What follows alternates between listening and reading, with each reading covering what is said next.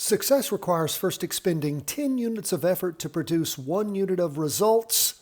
Your momentum will then produce 10 units of results with each unit of effort. Charles J. Givens. My friends, let's jump into these charts. We see everything down for the day except gold.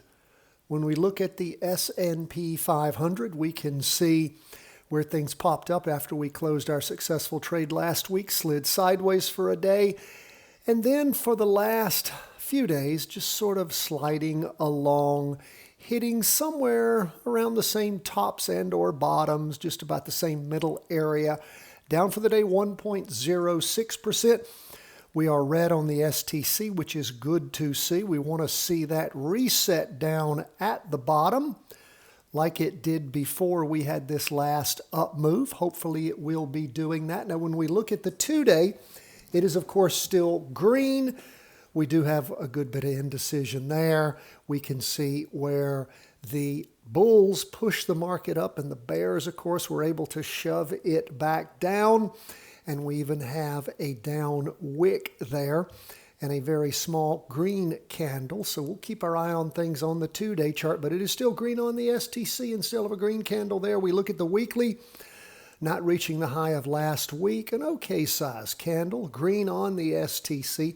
So we will keep an eye on all 3 time frames, hoping to see a nice reset on the STC and then the ability to jump back into an up move, which may or may not occur. If it does, we'll ride that pony again.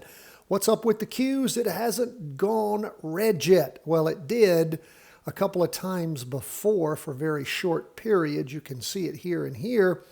But when we look at what's happening, very similar pattern to what we see on the S&P 500. Down for the day, 1.76%. But we don't have the STC resetting. Hopefully it will be doing that.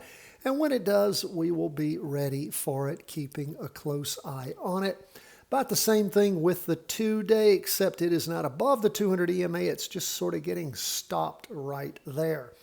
You can see where we've hammered up against that, and we're green on the STC there, but hammered up against the EMA. I think I said the right term, 200 EMA, which is the exponential moving average, 200 periods. And of course, this is a 2-day chart. So if my math is correct, that would be 400 days. Now, look at where we are on the weekly. We've blown through that on the NASDAQ 100, like the S&P not reaching a higher high this week. Decent sized candle, green on the STC, like I said, above the 200 EMA. So in an uptrend on that weekly chart. Stalling on the 2-day, but still green across the board. So we need a reset here before we can jump into any up move. Move on to bonds.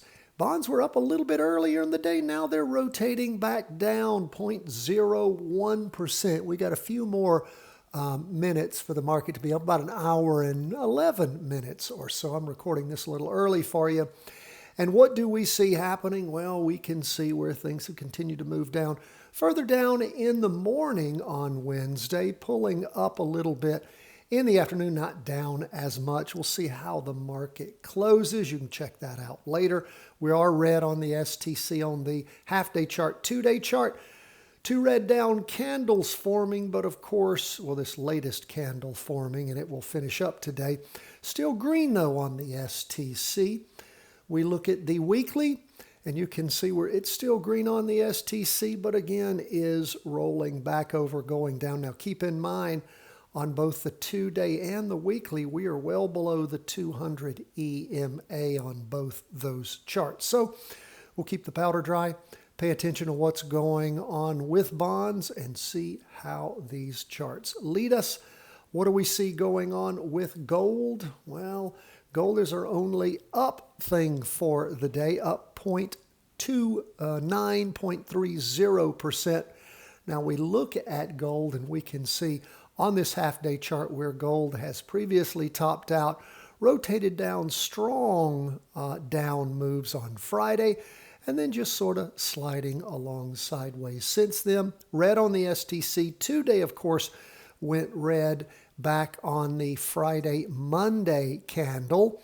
And about the same, smaller candle, but hitting about the same bottom on the Tuesday, Wednesday. But like we said, red on the STC above the 200 EMA, and the weekly is still showing green above the 200 EMA.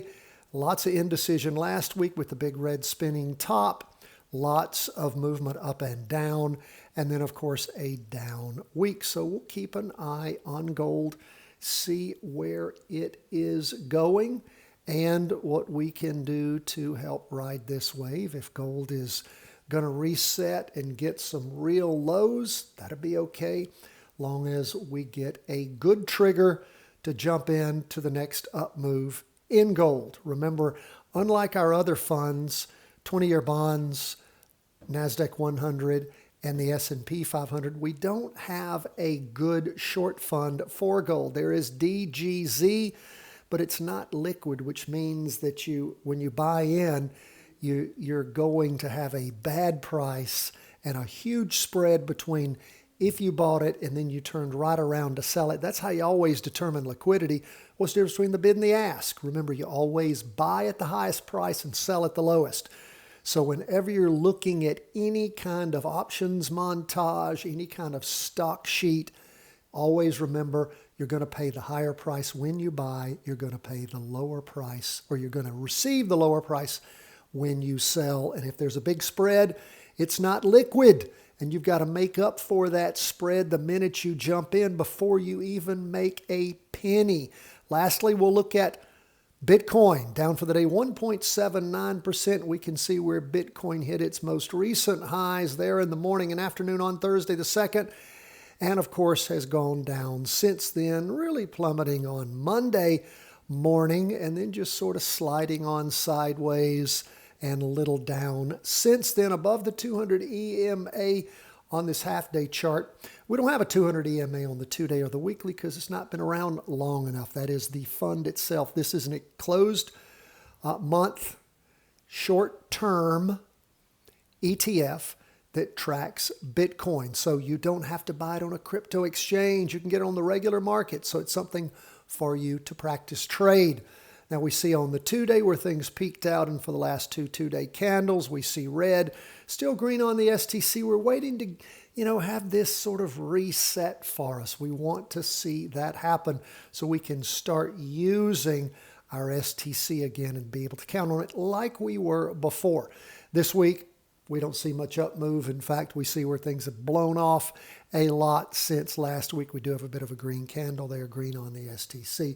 So we'll continue to wait, watch, and see. Nice to see the STC resetting on the half day. And we'll see if we can start getting some good triggers for some potential practice up move trades. That's where we are, folks, as we end the day on Wednesday. We appreciate you being with us always. God bless. All the best from the whole team at Charting Wealth World Headquarters.